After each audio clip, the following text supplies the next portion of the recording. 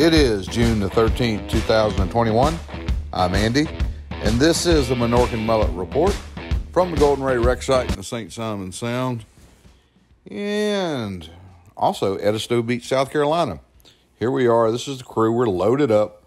We made the trip up to EDISTO Island to check out the EDISTO Island Shark Fishing Tournament. It's a tournament we have fished in several times and really had a good time. A lot of great people up in EDISTO.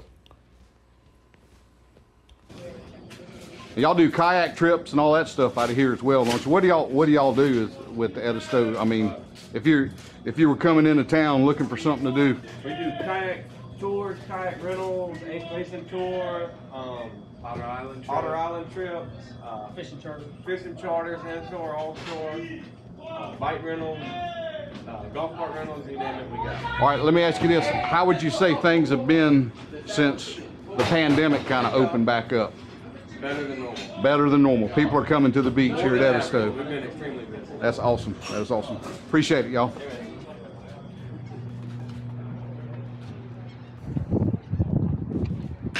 Hey, buddy. And EDISTO Island is such a really cool place. Really love visiting there.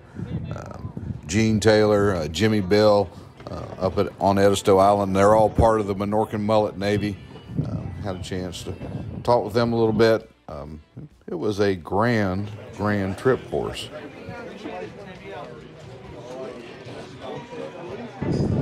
Back again for a repeat performance. We got Adam Cudd, Cameron McClellan. Shark Tournament, EDISTO Island, 2021. And again, look for the weather, don't do nothing stupid. Conditions for Saturday's tournament weren't the best. Wind was pretty breezy, upwards of 20 knots. Made for a little bit of an uncomfortable day on the small boat. But we did manage, and we had a really good time. Just the sharks weren't biting quite like we wanted them to bite. If you can look in Adam's hand there, you'll see one of the fish that probably would have placed in the money. This was early in the day. We thought it was small, and we cut it loose. How did I need a free line? We shouldn't have done that. That fish would have been in the money. Another boat that was pretty close to us out at the offshore reef fishing in the shark tournament.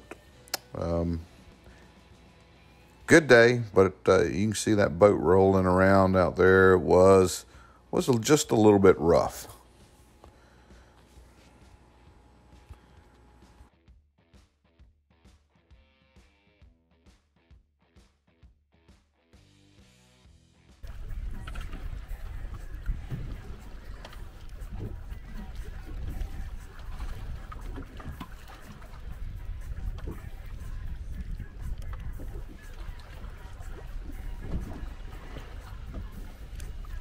Drone?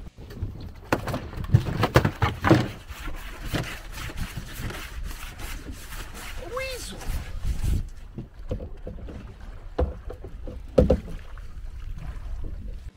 A little guy shark there, one we had to return to the sea, and that wrapped up our trip. And then we got back home, and we got word while we were in South Carolina that things weren't right on the Sound. The VB had been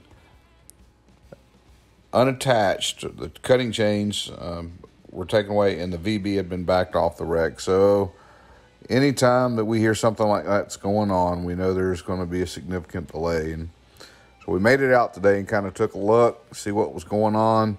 And the first thing that we noticed was that the Cheetah had grain barge up alongside the hull, and it looked like they were moving materials and equipment up to the top of the ship. And anytime we see anything going on like that, we know we're probably looking at something that's going to entail a delay. And that's kind of what we're hearing. That don't look for any cutting to resume. Probably into the first of the week at the earliest.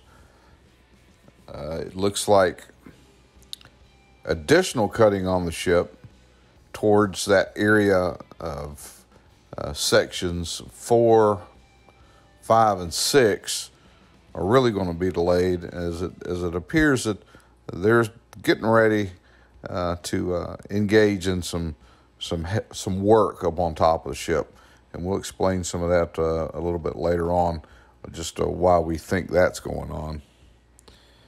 But just getting around the ship today and kind of looking at, we're not really sure what's going on with this delay, other than when we start thinking about the fire and the possible weakening of the steel and that structure, the lifting areas. Maybe they've discovered something else that's there. We knew that they were going to do a little bit of steel renewing. That's what we understand, where they're going to do some strengthening. We could see people up on the ship, but we think that is really going to be a pretty significant project, trying to reinforce those areas that were heated so much during the fire that occurred on May the 14th.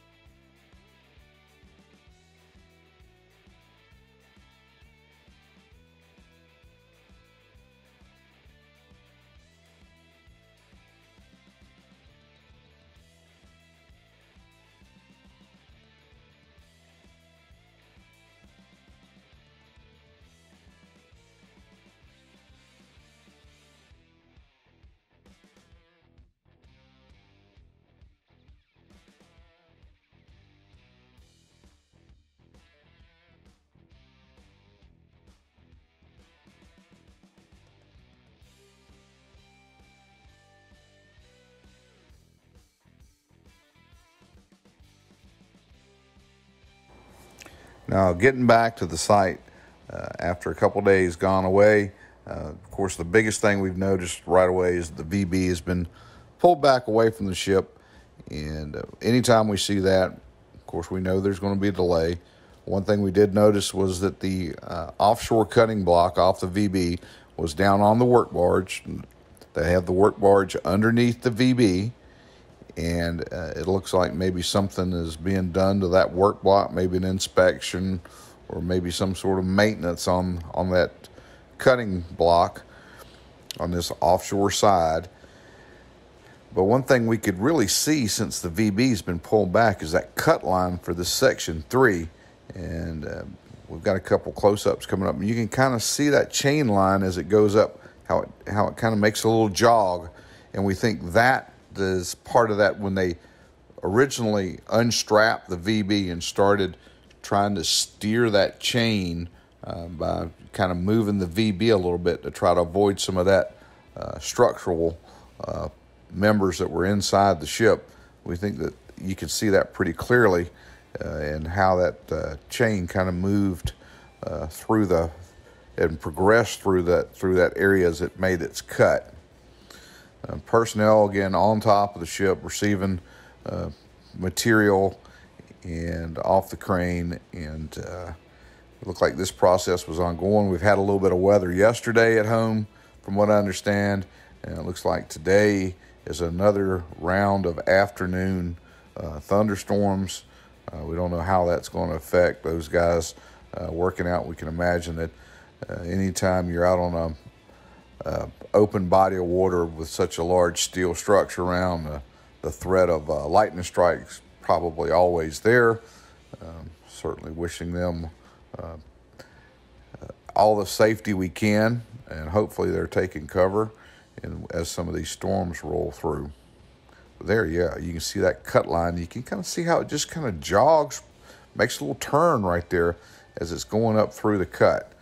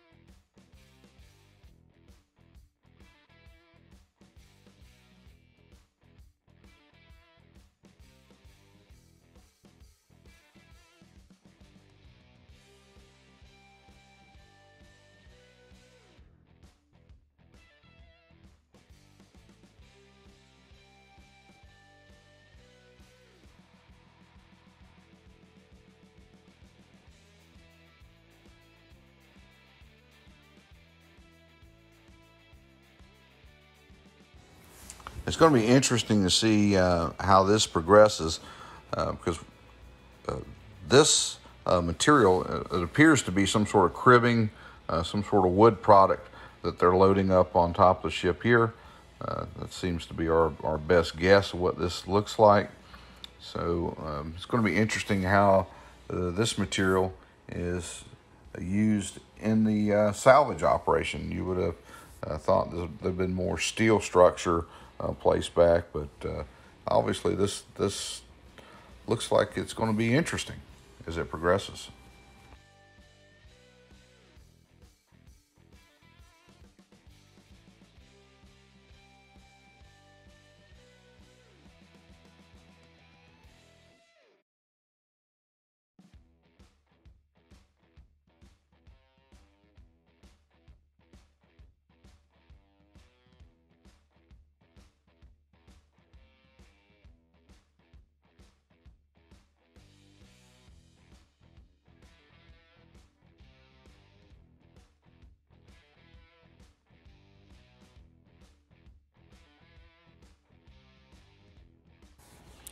And as we get around on the south side of the ship here, we can see the 1710 barge underneath the superstructure, the arches of the VB 10,000.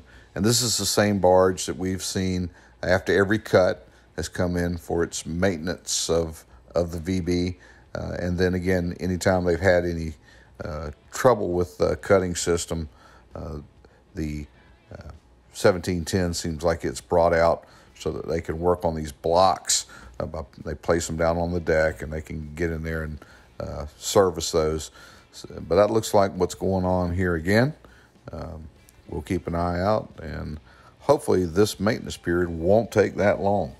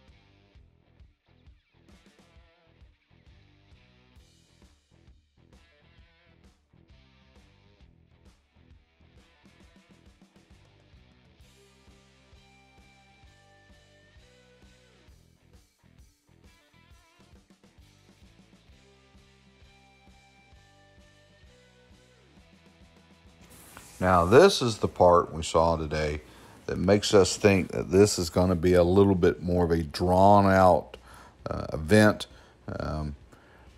When you start seeing this sort of activity going on and they're placing these pieces of equipment up on top of the ship, it makes us think that crews are going to be up there for a little bit of time. Just an idea we have, and thinking that this is probably going to get kind of stretched out a little bit while these repairs to the structural components of the ship take place. In other words, we think it's going to be here for just a little while longer maybe than what we were anticipating. Well, that's going to do it for the report today. Appreciate the time off you guys have given us. We're going to ask you that if you haven't done it yet, to click on that subscribe link, send us some comments. Heck, let us know what you thought about the shark part. See if you guys enjoyed that tournament. Hey, most of all, we want you guys to stay safe out there, and you guys take care.